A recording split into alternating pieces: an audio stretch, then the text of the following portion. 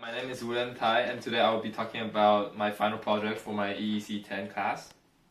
So, for my final project, I've implemented Feature 1, User Interface, Feature 3, Spatial Sweep, Feature 4, Stereo Recording, Feature 5, Timed Recording, and Feature 7, Audio Band Filtering.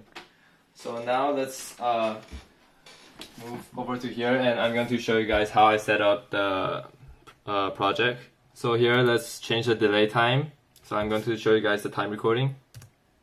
Let's say 5 seconds, and then let's start the program.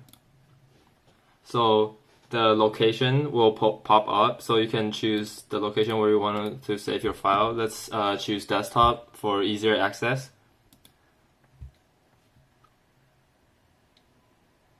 Okay, so now you see it's just delayed, and then the program is working. So I'm going to show you guys how my servo motor works, which is the feature 3 spatial sweep.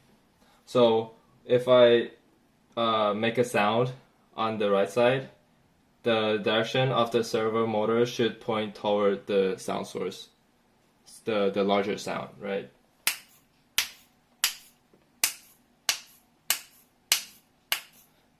So you see on the left side, when the sound is greater, it will turn toward the left, and toward the right when the right is greater.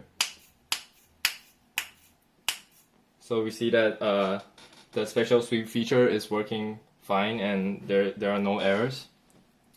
So now let's move on. So here I'm going to show you guys the audio band filtering. So here I can change the volume, and you guys can see how the graph are different.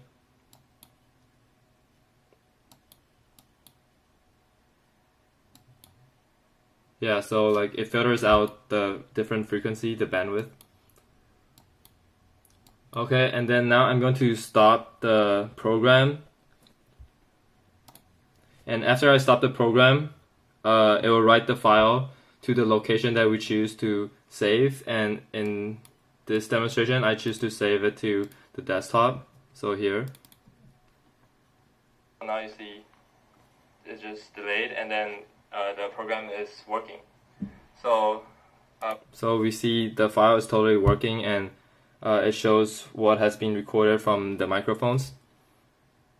Now let's move on to the software part. So for the time recording, I've implemented a while loop, and then inside I've used the elapsed time function.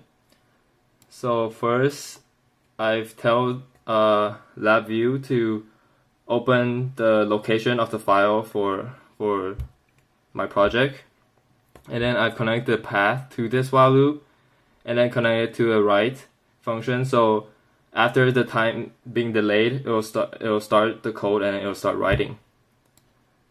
And then here I'll show you guys the audio band filtering, how I did it. So I use 3 different functions, filtering functions. So this is the low pass, this is the band pass, and this is the high pass. And then after that, I just separate the output, the filter bandwidth, to left signal and right signal, and also the combined signal. And that's what you guys are seeing here on the front panel. So this is the filtered combined, this is the left, this is the right. And then because my left signal is a bit smaller than my right signal, so I've multiplied it by 1.5.